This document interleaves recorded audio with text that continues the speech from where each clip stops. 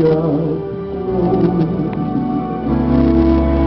um homem que no tempo gritava: eis-me aqui, me deu uma esmola, na porta formosa ele clamava.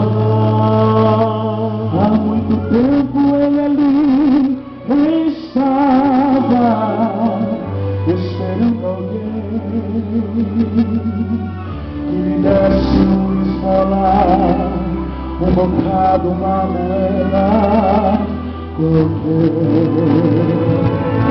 Que esperança tem um homem que nasceu atrofiado?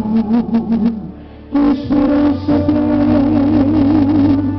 um aleijado que sequer firma os pés no chão? Que esperança tem se desde o ventre era esse o seu destino? Se não uma moeda, um favor de alguém